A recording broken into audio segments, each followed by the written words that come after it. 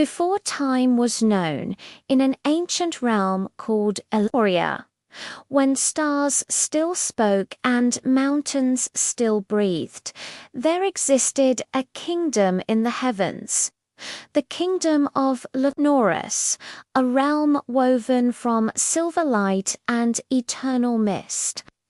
It was home to the guardians of light divine beings who balanced day and night, hope and despair, and among them was one unlike any other. Pure, graceful, yet endlessly lonely. Her name was Seraphina, the guardian of the moon. Seraphina was born from the first shard of moonlight. Her wings shimmered with the dust of stars, and her eyes mirrored the endless night sky. She was not a goddess, nor a mortal, but a spirit of balance guiding lost souls beneath the moon's pale glow. Yet one night the moon did not rise. For 7 nights the sky was swallowed by black clouds. So Seraphina descended to the mortal world to uncover the cause. There she found a man, a humble sculptor named Kale. Each night Kale carved the face of the moon upon stone, tracing delicate lines as if remembering something forgotten. Seraphina appeared before him and asked, "Mortal, whom do you carve each night?"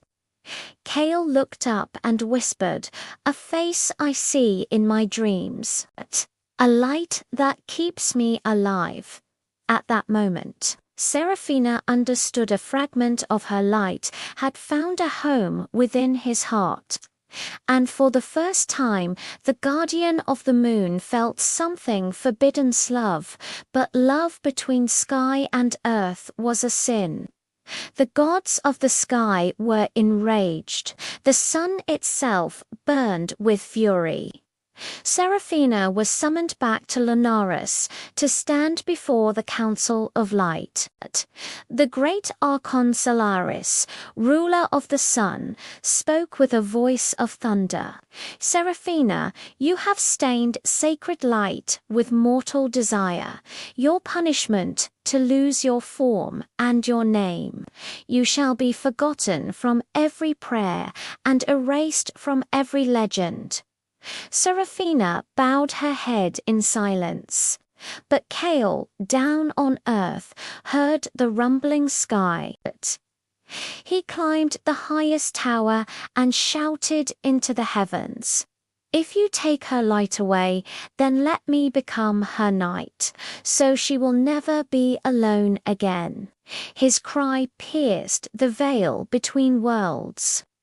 Seraphina looked down one last time, and a single tear of silver fell from her eyes. Where it touched the ground, a glowing flower bloomed Lanarian, a blossom that would only open beneath the full moon. But their love came with a price.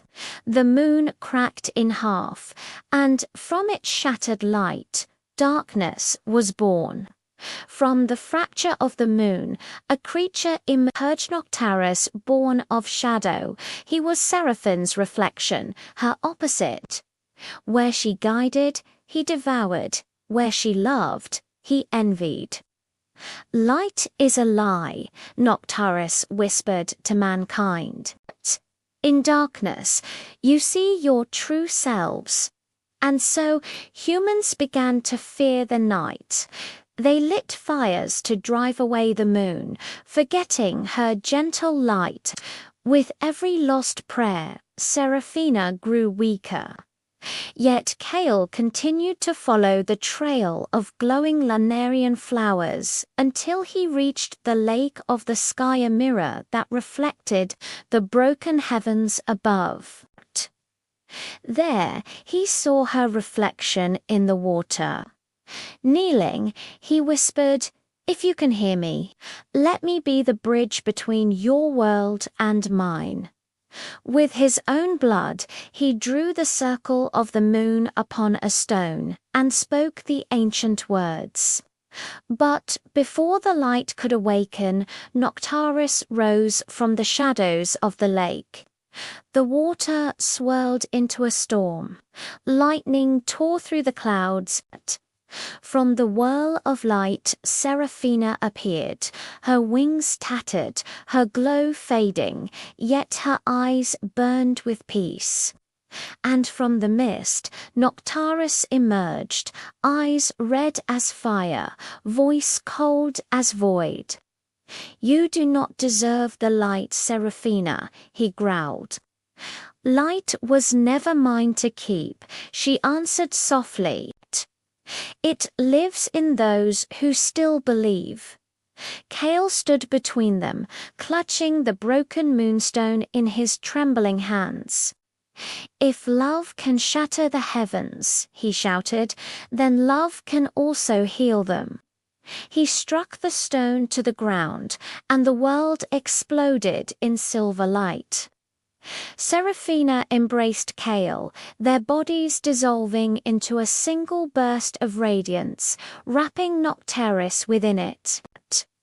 When the storm faded, the moon shone whole again, perfect and pure. But Seraphina and Kale were gone. Only the Lunarian flowers remained, glowing gently by the lake's edge. Since that night, the moon has never waned from the sky. Humanity no longer feared the dark. They lit lanterns not to drive away the night, but to greet the light that once saved them. In every village, elders tell this tale to their children of the Lunarian flower and the guardian who fell in love with a mortal.